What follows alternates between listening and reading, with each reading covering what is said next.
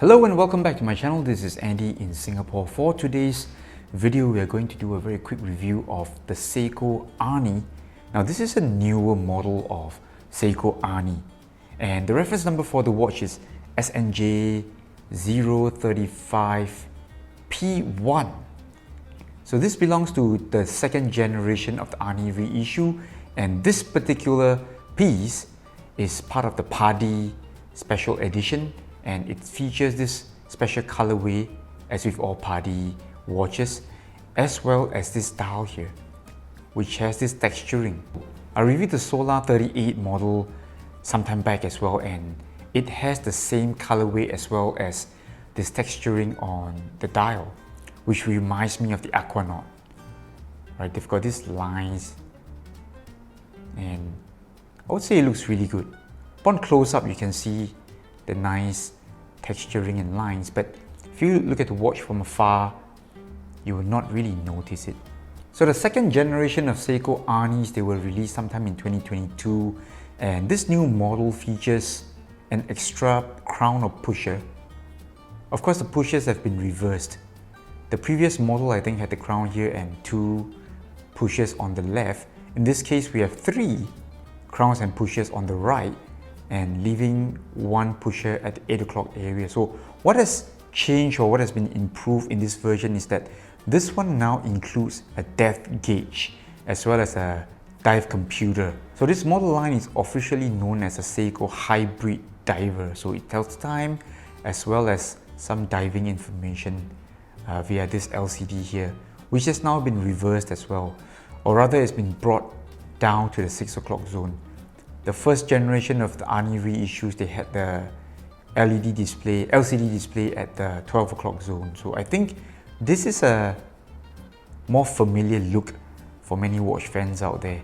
And now if the lens zoom in very slightly, let's run through some of the key specs of SNJ035. It's got a case size of about 47 millimeters. That's excluding the crowns and pushers.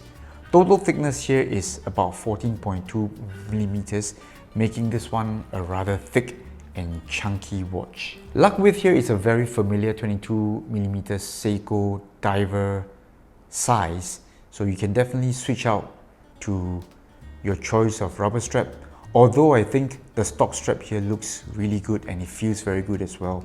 The newer generation of the Z22 strap features a flatter profile, and I think it looks great. So the Arnie does have a slightly longer L to L distance. This one comes in at around 50.6 millimeters. So rather long L to L, but thanks to this downward slope on the lugs here, right, in terms of wearability, it doesn't cause that much of a problem. The lug overhang here isn't so bad. We'll have a look at it later in the reshot. Bezel size here is about 41 millimeters, and we have a crystal size of about 31.5 millimeters. So in terms of legibility and dial to case ratio, I think this is pretty much the standard for many oversized Seiko divers. The Gen 2 Seiko Arnie hybrid model is powered by Seiko's H855 movement. This is a solar quartz movement with a 6-month power reserve, and of course along with it comes all the extra features such as the depth gauge as well as the dive computer. At the time of this review, the Seiko Arnie Gen 2 has a street price of around 530 Singapore dollars. You can definitely get this one from our boutique, and this is where the watch was loaning from. So let me just take some time to thank Eric and team at our boutique for so generously loaning me all the watches for my videos. Let me just quickly run through some of the functions of these crowns and pushers here. So first, you need to unlock or activate the button by unscrewing it the opposite way. So we've got really nice blue accents and black accents here to denote if the crown or pusher is in function, is alive, or it is locked. So in this case, if you see the color ring, alright, so it is functioning. And this is the light button, and over here is the activation for the dive computer. And lastly, we have the toggling of the function here at the 8 o'clock area. Alright, so if by pressing this button, you will see that the LCD changes the display to show which function or which mode this watch is in. And when it comes to the build quality and overall design of the Seiko Arnie, I would say this has a very strong Seiko Tuna influence. Of course, it's got that unmistakable shroud, plastic shroud to it. And I think this is a really good idea because you're using plastic and it sort of helps in terms of weight reduction. So this watch doesn't become a chunky, heavy 150 gram, 160 gram diver. It comes in at around 115 grams, which is still very manageable for a large size diver. And of course, you pair it with a strap. You know, it makes a good daily wearer as well for those who prefer something that looks like this, that is rugged and does all the functions that you need. So in terms of build quality and materials used, I would say this is exactly the same as the Gen 1 Arnie. It's got plastic resin shroud. It does not have sapphire crystal. This one is a flat mineral crystal.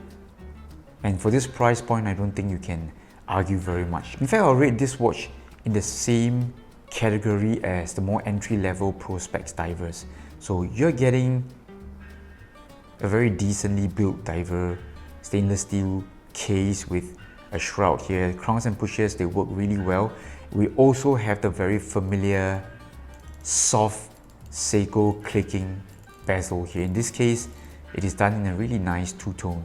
Let's check out the lume on the Seiko Arnie hybrid diver. So no surprises here, the lume quality is really good. Very bright Seiko Pro Specs, Lumi Bright standard. But I was pretty surprised that the bezel insert here is not lume from 1 to 15 like on my Solar divers, but not a big problem because in terms of lume quality here, this is definitely the same as all Seiko Pro Specs divers. Very, very bright lume. Here's a quick comparison between the Seiko Arnie and my own Solar Tuna. I must have bought this one about 3 years back, I think, and in terms of size, they're not that different, both coming in at around 46.5 millimeters case size. In terms of thickness though, there is a big difference. We are looking at 12 versus 14.2, and there is definitely less tapering on the Arnie as well. So I would say the Arnie definitely is the chunkier watch of the two.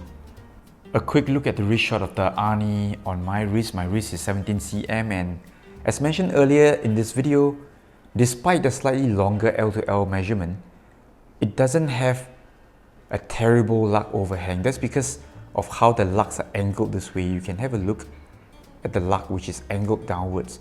Very clever design by Seiko. So in summary, I would say the Gen 2 Seiko Arnie diver, it does have its niche market despite the trend going towards smaller size divers.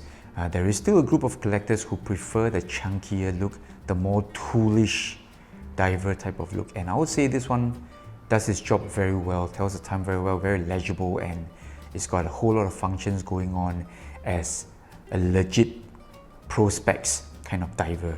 So if you like this watch, if you like this video, don't forget to subscribe to my channel. Come back here every week because I've got new videos uploaded every week just for you. Alright, so here's Andy in Singapore signing off together with George and Pixie. We'll see you next week for more watch reviews. Bye for now.